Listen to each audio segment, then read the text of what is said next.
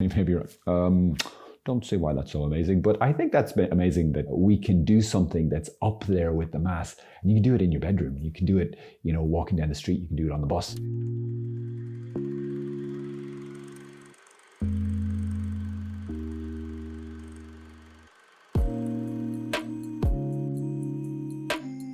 Do you ever do one of those Google searches to find out what's the best movie of 2019 or whatever year it is you're thinking of? Or you look up something else, what's the top 10 software or app downloads to do something? We love these, what's the best, what's number 2, what's number 3, to be able to compare things. So if we were to do this with prayer, what type of prayer would win? I wonder, a lot of people might say the Rosary, the Mass. Some people would say, no, it has to be the prayer that's yours, that's spontaneous, that's most truly from your heart, that's most loving. So there's lots of different ways you could look at it, but I'm going to go with the Church on this one.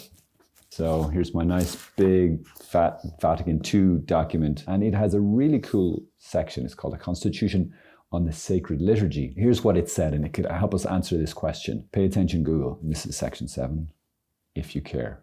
This is section 7. Every liturgical celebration, because it is an action of Christ the priest and of his body, which is the Church, is a sacred action surpassing all others. No other action of the Church can equal its efficacy by the same title and to the same degree. Ta-da! What's a liturgical action, I hear you say? That's a great question.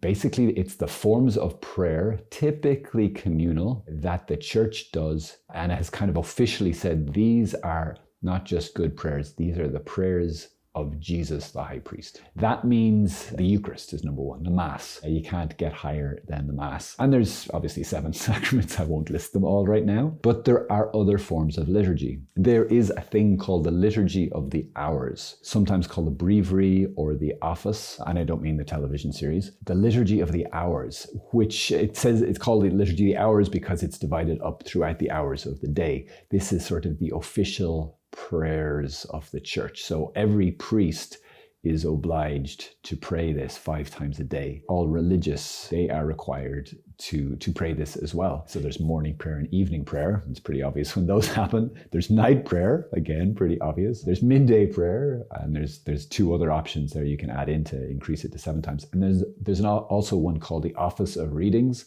which typically is done before morning prayer, but could be done any time during the day. These are kind of short prayers, tops, 15 minutes. Office of Readings is a little bit longer. So the Liturgy of the Hours is pretty simple. The Psalms are in there. So if you know the book of Psalms from the Bible, those are prayers.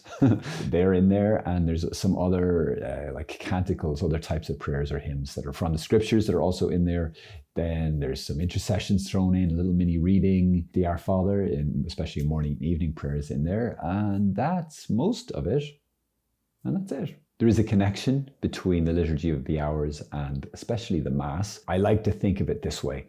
If the Mass is like the boiler in a house, the boiler that heats your home, the Liturgy of the Hours are like the radiators. They are a reconnecting into that same prayer of Jesus in the Mass, but bringing that grace and bringing that presence and that prayer of Jesus into every other moment of the day, and just helping to spread the love, spread the grace throughout the whole day, so your whole day can be sanctified. And you can do it on your own.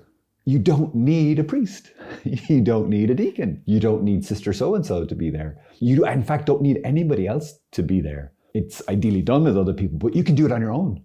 And it's the prayer of Jesus. So when you pray this prayer, more than any other prayer, it's not just you praying it. You're actually doing it with the entire Church in a very, very real way. And more than that, you're actually doing it in Jesus, that it's actually Jesus in you praying this prayer. This is Jesus' prayer more than any other prayer. I just think that's amazing. Maybe you're waiting for the book. Maybe you're don't say why that's so amazing, but I think that's amazing that we can do something that's up there with the Mass. And you can do it in your bedroom. You can do it, walking down the street. You can do it on the bus. Practically speaking, then, how do we go about doing this amazing prayer? You can go one of 2 directions that I would recommend. Number 1 is to go old school. Ta-da! This is my breviary. It's one of 3 breviaries. They're this size, nice and thick. If you're in America, there's 4 of them. A little bit tricky. A lot of people get overwhelmed. There's all sorts of back and forth, and it gets rather complex. To be honest, it took me a couple of years to master this thing. Not that I want to discourage you, but there is a wonderful way. There's a new school way to do it, which is you get your phone or your device or app. You probably can do it via PC or laptop as well. There's some great apps that you can download. The one I'm particularly familiar with is called Universalis. It's pretty cheap. It's like a once-off, maybe €12 or so, just a once-off payment. And you get access to not just the Liturgy of the Hours, but everything. And you don't have to go flicking pages. You don't have to find, who's the saint of the day or what's the feast day of the day. They have it all sorted. You can even have them say it to you. You can just hit the audio option. If you're driving in your car or wherever else, it's a really, really amazing gift. In fact, a lot of priests now will use their own phones to pray that way rather than carrying around a breviary with them all the time. It's never been easier to pray the Liturgy of the Hours. So I really recommend. It's not just, on some random Google church, scorecard, really, really powerful, up beyond any other type of prayer that we could pray. But it's also a really beautiful prayer. And you don't have to do all 5 or all 7 of them. You could just do one. You just start with night prayer. It's nice and short.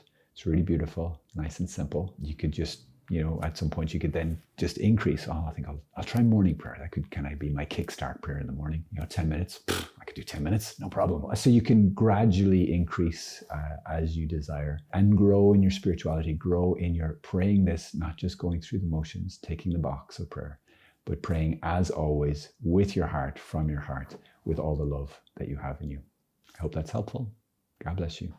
Okay, what else am I going to say? I have no idea. Should have thought ahead. I'm going to look at my notes. Just talk among yourselves.